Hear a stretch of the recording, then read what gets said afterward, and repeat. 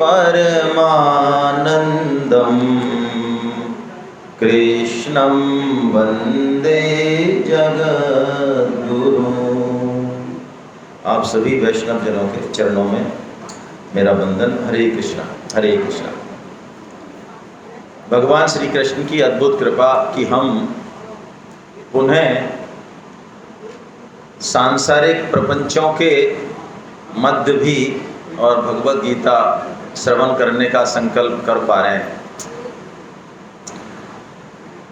भगवान की माया और हमारे बीच में, यानी जीव के बीच में और माया के बीच में खेल चलता रहता है। तू डाल डाल तो मैं पात पात। और भगवान की कृपा अपने तरफ वो भी बलवती है। भगवान की कृपा भी हमको, अब जीव को अपनी तरफ खींचती रहती है, लेकिन हम माया से हाथ मिला के और जो है भगवान को भी चकमा देने की कोशिश करते रहते हैं। माया कई तरह के रूप रंग दिखाती है हमको जगत में, जिनसे भ्रमित होकर हम उसमें उलझ जाते हैं। परिवार के नाते उलझ जाते हैं, शरीर के नाते उलझ जाते हैं, मान बढ़ाई के नाते उलझ जाते हैं, पता नहीं किस किस चीज़ में हम लोग उलझ जाते हैं। तो आज भगवान श्री कृष्ण एक बड़ा जबरदस्त सूत्र हमको दे रहे हैं इस अध्याय में कि आखिर ये संसार जो हमको बांध लेता है, भगवान की तरफ चलने नहीं देता, तो इस संसार में रहते हुए, अपने कर्तव्य कर्म करते हुए, सभी रिश्ते नातों को निभाते हुए आखिर हम कैसे भगवान का भजन करें, ये खास बात, ये टेक्निक भगवान हमको यहाँ देने वाले। अब प्लीज आप बात मत करो भैया ना, बाहर चले जाओ या तो, है ना, अब मत करो, है ना, कोई इमरजेंसी हो सकती है, 2-4 सेकंड की, लगातार बात नहीं, है ना, मुझे पसंद नहीं है, मना नहीं है, बाहर जाके करें आराम से। देखिए, संसार को यदि हम ठीक रूप से समझ जाएं, तत्व रूप से, तो यही संसार हमको भगवान से मिलाने की सीढ़ी बन सकता है।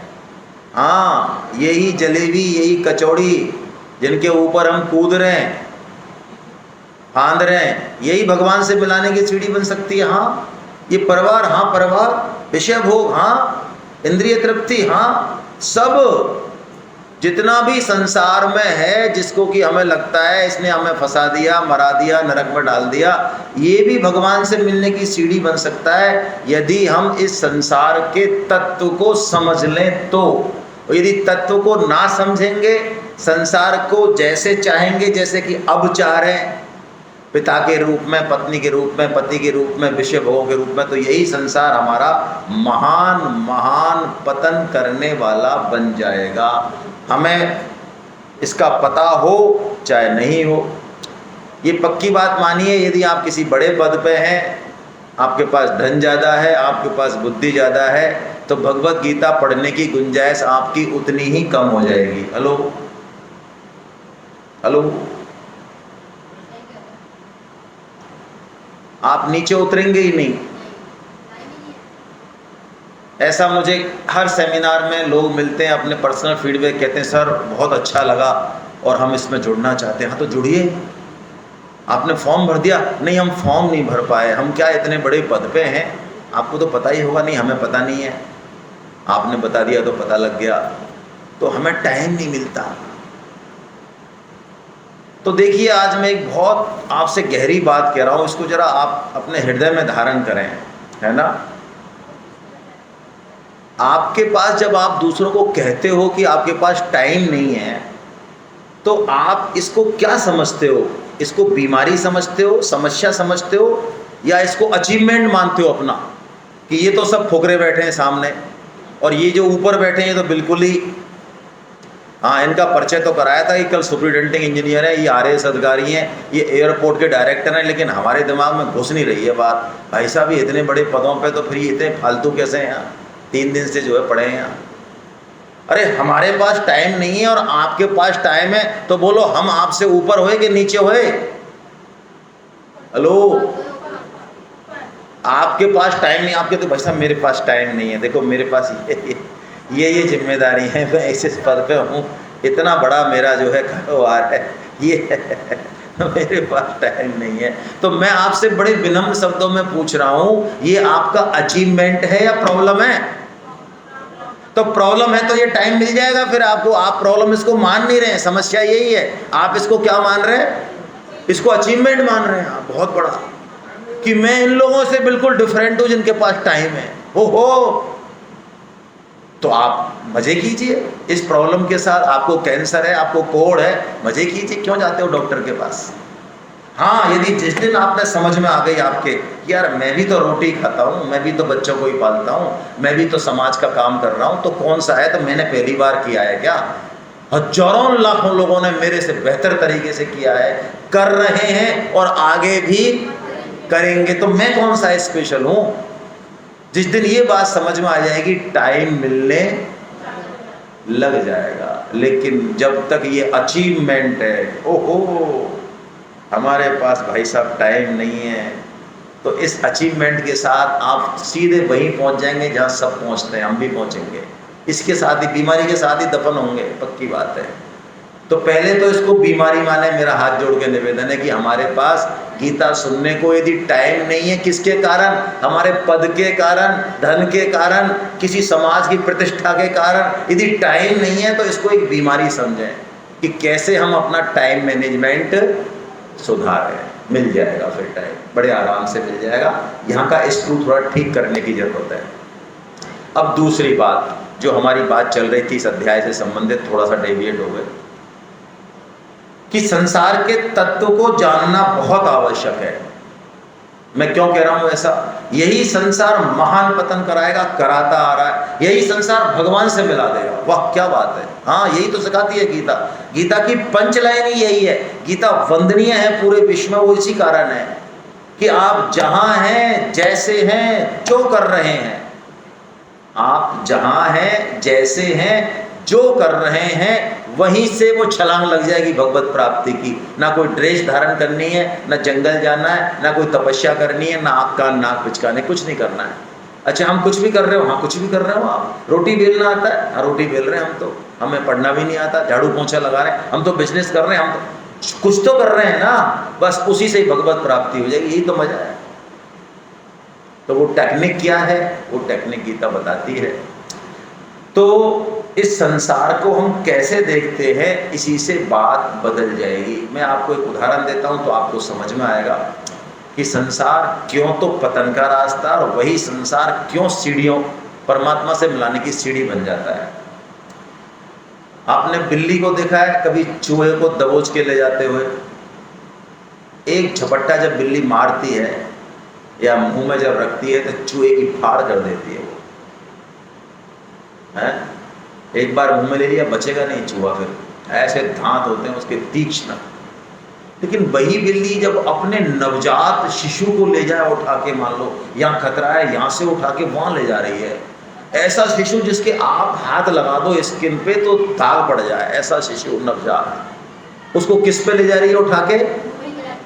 नए दांत पैदा कर रही है, वही है। तो वहां ले जाते तो मर ही जाता होगा बेचारा, है? नहीं मरता, कुछ भी नहीं होता। वाह, बस यही ये संसार है।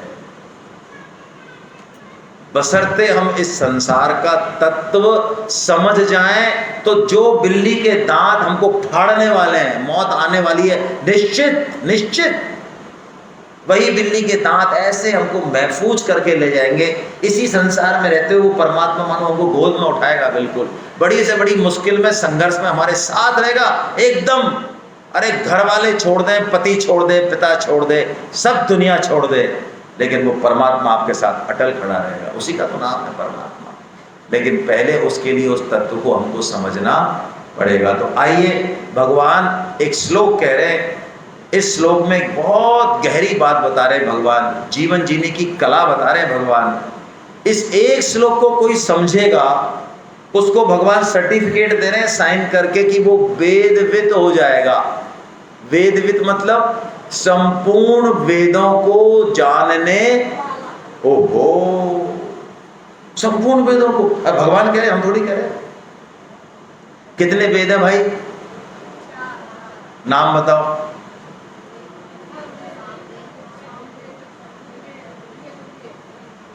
कितने कितने श्लोक हैं?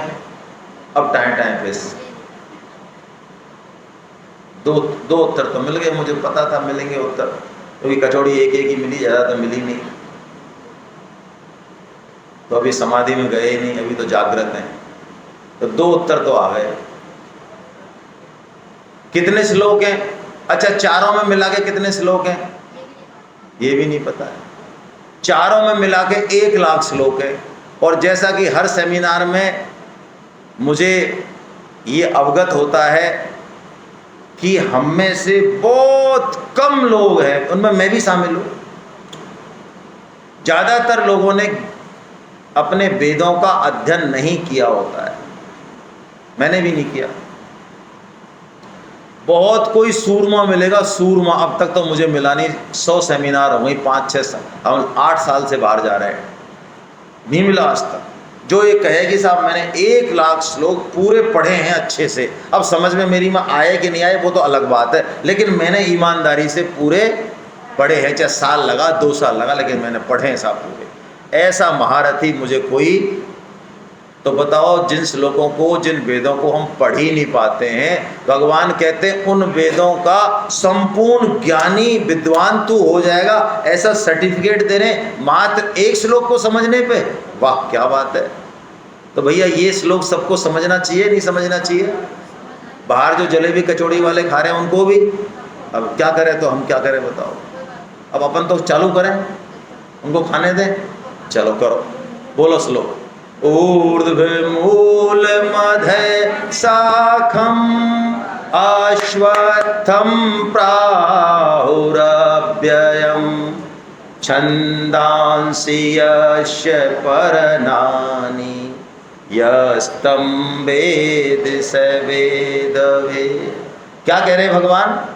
ऊर्ध्वमूलम, अरे ऊपर की ओर मूल वाला, और अधः शाखम, नीचे की ओर शाखा वाला, ये संसार रूपी पीपल का वृक्ष है। यानी इस संसार को भगवान कैसे समझा रहे हैं? एक पीपल के वृक्ष से समझा रहे हैं कि इस संसार को हम क्या मान लें, लेकिन ये पीपल का वृक्ष भगवान बता कैसा रहे?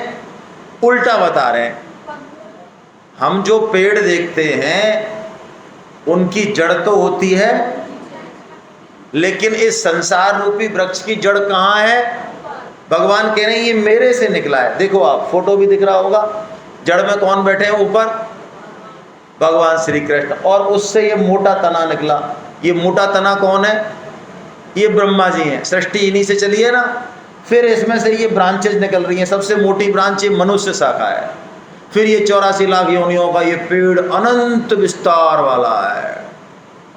इसमें एक से एक लुभावनी चीज़ें, मन को आकर्षित करने वाली चीज़ें, खाना पीना ऐश्वर्य, ये सब इसके पत्ते हैं, फूल पत्ते, जिनसे पेड़ की सौंदर्यता बढ़ती है। लेकिन भगवान ये कह रहे हैं कि देखो भाई, इस पेड़ को जैसे मैंने समझाया इस श्लोक में, भगवान कह रहे हैं यदि तू इस तरह से समझ लेगा तो इसी संसार वृक्ष से तू मेरे को पहुंच जाएगा, मेरे तक पहुंच जाएगा। हैं, आप तक पहुंच जाएंगे इसी संसार वृक्ष से। हाँ, कैसे?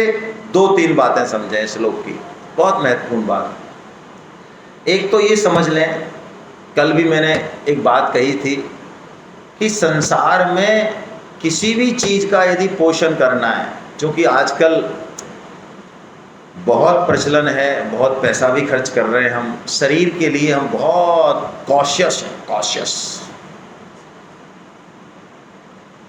शरीर के लिए, वस्त्रों के लिए, सोने हार सिंह, उसमें हम पैसा नहीं देखते, हम बड़े उदार किस्म के लोग हैं। हाँ, गीता की यदि हमारे पास 150-150 की भी 3 किताब आ गई तो वो हमारी खोपड़ी पे वजन लगता है, भाई साहब हम मरे जा रहे हैं, हमारे पास 3 किताब हैं, इनका क्या करें भाई साहब, हमें एक ही काफ़ी है, हम जी नहीं पा रहे हैं, 3 किताब आ गई हमारे पास गीता की, ओहो बहुत बड़ा काम हो गया। तो इस शरीर का भी पोषण करना है, इस परिवार का भी पोषण करना है, बिजनेस का करना है, नौकरी का करना है, जिसका भी पोषण करना है, क्योंकि संसार में सब आ जाता है। तो आपको इन सब का पोषण भी यदि करना है, भगवान छोड़ो एक बार, तो भी आपको पानी कहाँ देना पड़ेगा? जड़ में।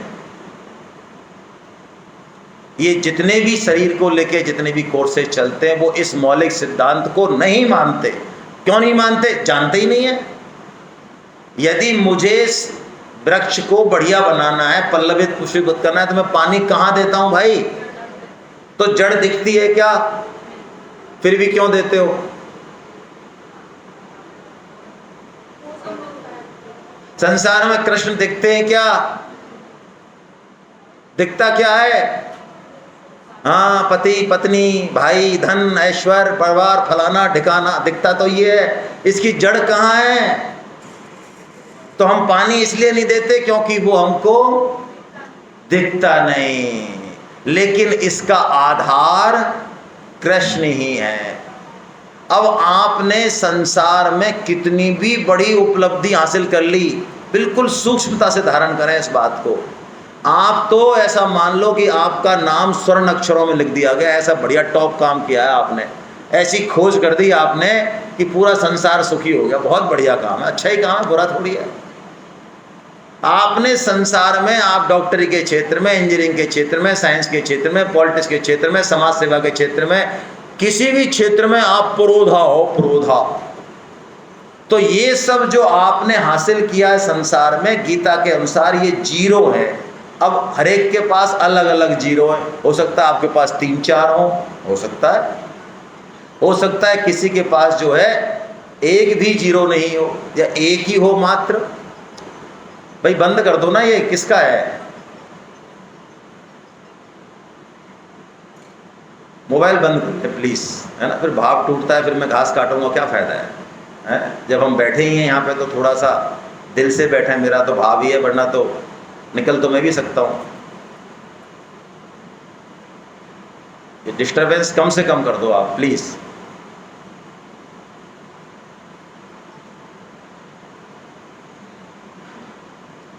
जितनी भी हमारी उपलब्धि हैं वो जितनी भी हमारी उपलब्धि हैं वो सब जीरो हैं। जिन पे हम कूदते फांदते हैं वो सब जीरो हैं। और जीरो 3 हो, 5 हो, 10 हो, उनका टोटल क्या होता है भाई? जीरो। लेकिन यदि उसके आगे हमने 1 लगा दिया तो, और 1 ही जीरो मेरे पास, मैंने कुछ नहीं जानता, ना गीता रामायण पढ़ी, मैं तो अपना कर्तव्य कर्म कर रहा हूँ, परिवार को रोटी पानी खिला देता हूँ, जो भी है ना, बड़े शुद्ध भाव से भगवान का भजन स्मरण करते हुए रहता हूँ जैसा मेरे को आता है, और कोई किसी तरह का सरलता अभिमान नहीं है, सरलता है। तो मेरी वही जीरो यदि मैंने भगवान को पकड़ रखा है तो क्या बन जाएगी?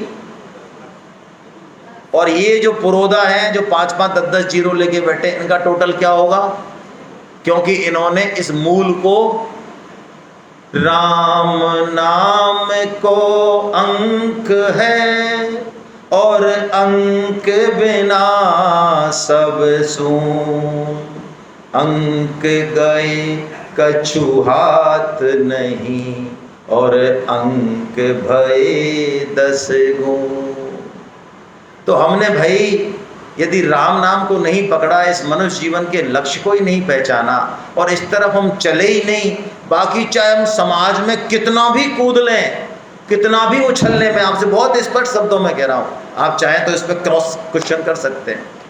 आप ऊंचे से ऊंचा काम कर रहे हैं जिससे पूरे विश्व को, भारत तो छोड़ो, वो उसको फायदा हो रहा है, लेकिन वो अल्टीमेटली रहेगा जीरो ही, क्योंकि हमने एक को नहीं पकड़ा। भगवान कह रहे हैं ये एक मैं हूं, जड़ मैं हूं, मेरा पोषण करने से सबका पोषण होगा। अरे हमारे ऊपर 3 ऋण होते हैं, वैसे तो 5 होते हैं लेकिन 3 मुख्य हैं। देव ऋण होता है हमारे ऊपर, सबके ऊपर, हम कोई परवाह नहीं करते, हम जानते ही नहीं वो होता क्या है। हम जाने यदि देव ऋण के बारे में तो आंखें फट जाएं हमारी, शर्मदार आदमी की, है ना, शर्मदार की। आप तो जानते ही हो, गाँव में जिसने कर्जा ले रखा और शर्मदार होता है बेचारा, छुप जाता है गली में, और यदि कोई बेशरम हो तो आप पैसे डकार के भी वो तो छाती चौड़ी कर सकता है। तो अब हम कैसे हैं? वो हम देव ऋण, पितृ ऋण, ऋषि ऋण, 3 ऋण तो हमारे मुख्य हैं, जो कभी हम शायद ही चुकाते हैं, इनको लिए ही लिए चले जाते प्राय। लेकिन यदि कोई कृष्ण भक्ति करे, इस जड़ का पोषण करे, तो उसके ऊपर किसी तरह का ऋण नहीं रहता, किसी तरह का ऋण नहीं रहता। एक तो इस बात को हम दिमाग में बैठा लें। दूसरी बात देखिए, इस संसार को भगवान ने क्या संज्ञा दी? पीपल का वृक्ष। तो पीपल, अरे भैया बिल्कुल डिस्टर्ब नहीं करोगे तुम, समझ में आ गई? बिल्कुल नहीं बोलोगे। हाँ तो आप बोलो मत, आप थोड़ी देर बात कर लेना, 1 घंटे बाद। तो पीपल किस काम आता है? पीपल आता है यज्ञ करने के काम। हम प्राय यज्ञ में कौन सी लकड़ी काम में लेते हैं? पीपल की लेते हैं। इसका मतलब है इस संसार का मतलब सब कुछ, हमारा शरीर आ गया, इसमें परिवार आ गया, धन आ गया, हमारी विद्या, हमारी योग्यता, हमारी सामर्थ्य सब आ गई। तो ये सब जो हमको मिली, ये किसके लिए मिली? यज्ञ करने के लिए भाई, सेवा के लिए, कर्तव्य कर्म का पालन करने के लिए मिली। स्पष्ट मैसेज है भगवान का एक ही चरण से कि जो भी हमको मिला है वो किस लिए मिला है? यज्ञ करने के, भोग और संग्रह के लिए बिल्कुल नहीं मिला। यदि हम इस बेसिक बात को भूलते हैं तो अपना पतन करते हैं। और हमको यज्ञ करना क्यों है? हमको भगवान की तरफ चलना क्यों है? भाई हम तो नहीं चलना चाहते, हम तो यहीं मजे में हैं। यहाँ संसार में भाई साहब आपको पता नहीं है, जो खाने पीने की चीज़ें मिलती हैं और जो बढ़िया घूमने की चीज़ें, बहुत मज़ा आता है, तुम्हारी कसम। भगवान में इतना मज़ा हमको लगता नहीं है। तो क्यों जाएं हम? क्यों जाएं भगवान की तरफ?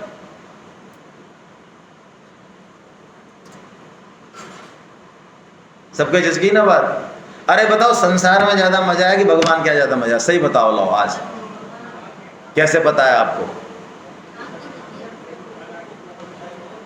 जिस चीज़ का हमको अनुभव ही नहीं है, सुनाई तो है शास्त्रों में, अनुभव है क्या? संसार का तो अनुभव है, बोलो। क्या देखो, खाने पीने का, घूमने का, संसार में कितना बढ़िया, पुत्र पत्नी पति, ओहो आनंद ही आनंद है चारों तरफ। हाँ बीच बीच में थप्पड़ पड़ते रहते हैं, लेकिन फिर भी मजा तो आता है। तो इसको छोड़ के हम क्यों जाएं भगवान की तरफ?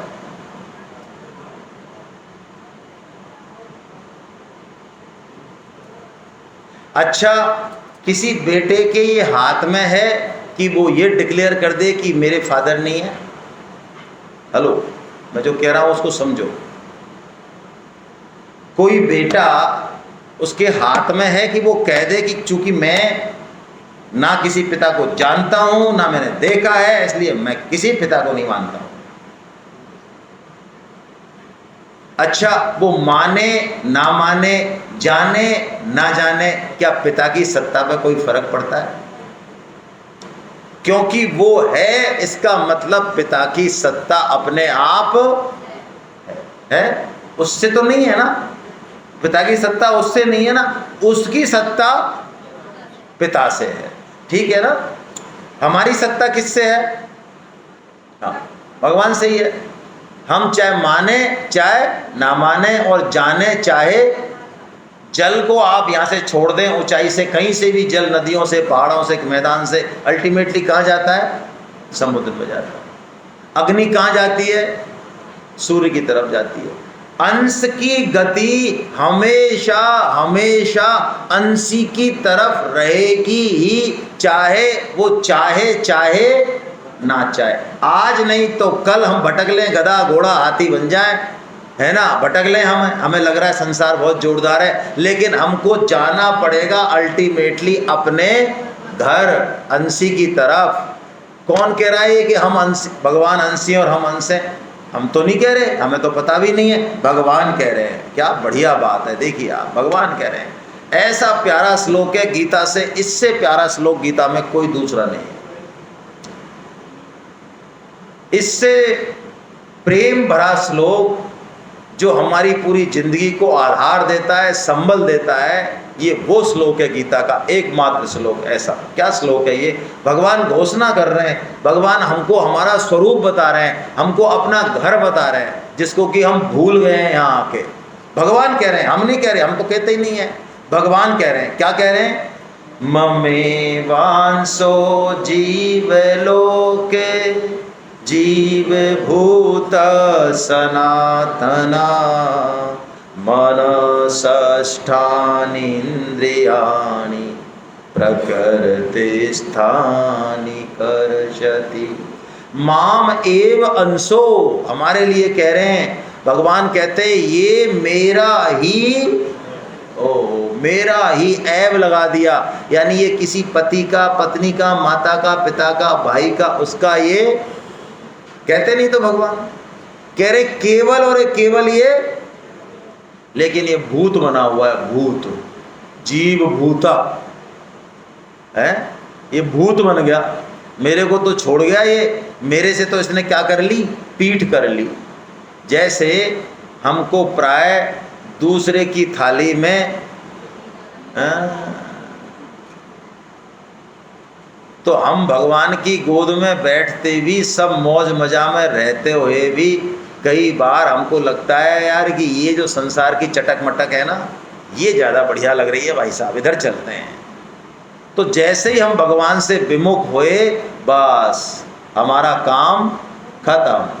और अब हमको कुछ नहीं करना है, बहुत ज़्यादा बड़ी बात नहीं करनी है। जब हमारा घर ही है वो हमारे पिता ही हैं, तो हमको किस सर्टिफिकेट की ज़रूरत है, हमको बस संसार से विमुख हो जाना है, इतना ही काम करना है। स्वामी जी कहते हैं, स्वामी जी ने ऐसी खोज की इस जगत में, शायद ही कोई कर पाया हो या किया हो, तो हमें ध्यान नहीं है। स्वामी जी ने कहा कि मैं ऐसी सरल से सरल बात बताना चाहता हूँ जिससे हर साधक, पढ़ा लिखा, बिना पढ़ा लिखा, समय देने वाला, नहीं समय दे, हर साधक जो है भगवान को प्राप्त हो जाए। उसके लिए उन्होंने क्या कहा, उन्होंने एक महामंत्र की खोज की। उन्होंने कहा जब तक ध्यान तो करते रहो, बढ़िया बात है, लेकिन असली बात ये करो, क्या कि भगवान हमारे हैं, ये बात अपने मन में धारण। अब भैया जब हम भगवान के हैं और भगवान हमारे हैं, तो बोलो अब हमको जर्मनी सीखने की ज़रूरत है, फ्रेंच सीखने की ज़रूरत है? अरे बेटे को अपने पिता की गोद में या माँ की गोद में जाने के लिए बोलो नहाना तो जरूरी होगा ही होगा, कपड़े तो पहन ही ले कम से कम, नंगा तो नहीं जा सकता है। अच्छा उसको खुद को गोदी पे चढ़ना आना चाहिए, वरना तो कैसे पहुंचेगा, तो भी पहुंचेगा। अरे तो कोई तो होगी, कोई तो उसको योग्यता होगी। कोई योग्यता नहीं चाहिए माँ की गोद में जाने के लिए, केवल ये योग्यता चाहिए कि माँ मेरी है, बस। इसके अलावा कोई और योग्यता चाहिए? तो भैया हमसे भी भगवान यही योग्यता चाह रहे हैं, इसके अलावा कोई योग्यता नहीं चाहिए हमको। हम तो वैसे ही लगे हुए हैं तूफान उठाने, इधर से उधर, आँख कान नाक पिचका और ये करो, कुछ नहीं चाहिए। स्वामी जी ने कहा केवल हृदय से ये स्वीकार कर लो तो आज झूठ मूठ कर लो, चाहे हृदय से कर लो, जैसे भी कर लो। आइए करते हैं। हे नाथ, हे मेरे नाथ, मैं केवल आपका हूँ, आप कृपा करो, मैं आपको भूलूं नहीं। नारायण नारायण नारायण। स्वामी जी का ये कहना है, इस महामंत्र को जितनी बार हो सके 24 घंटे दोहराते रहो। यदि कोई साधक, आप में से कोई सज्जन इस महामंत्र को बोलते हुए सो जाए और 8 घंटे की नींद ले खूब चक, कम रह गई क्या? बढ़ाओ, बहुत है।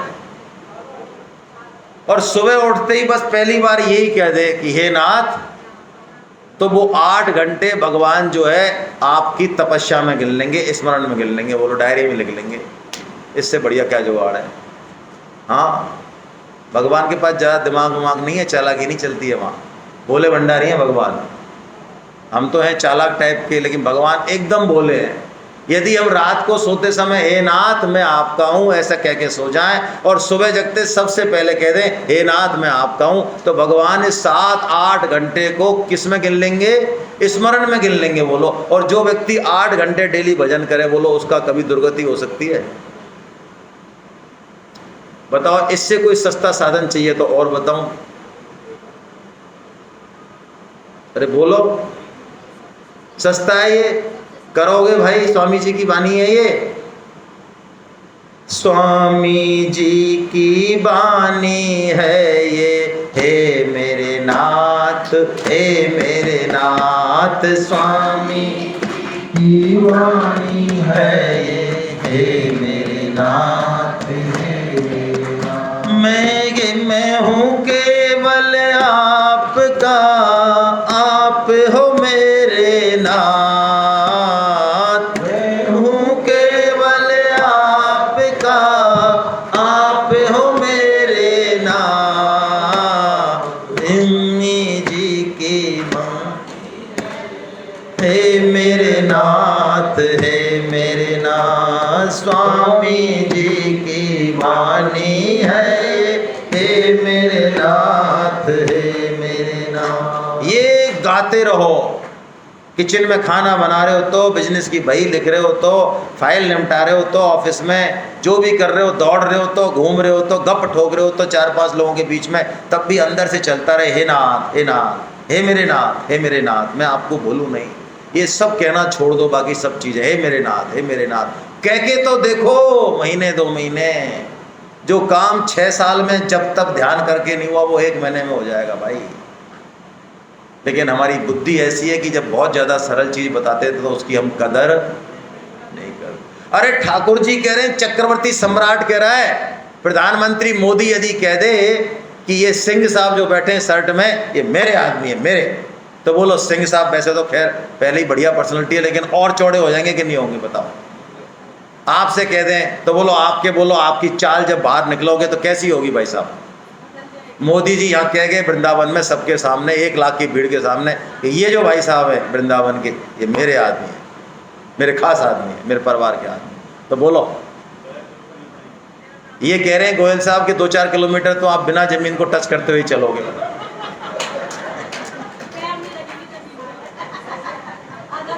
तो ये मोदी से कमजोर है क्या भाई? ये त्रिलोकी के सम्राट, पूरे अनंत ब्रह्मांडों के स्वामी ठोक क्या कह रहे हैं बोलो। कोई जाति भेद वर्ण भेद नहीं, हम सबसे कह रहे हैं कि तू केवल और केवल मेरा है। तो इसको सुन के स्वामी जी कहते हैं छाती चौड़ी हो जानी चाहिए कि भगवान हमारे साथ हैं। और जिसको ये विश्वास हो जाएगा, श्रद्धा हो जाएगा, काम हो जाएगा भाई, काम हो जाएगा। इससे बढ़िया कोई बात नहीं है इस गीता में। सबसे सुंदर बात है, सबसे बढ़िया बात है ना। इस बात को बिल्कुल धारण कर लो आप। हरे कृष्णा।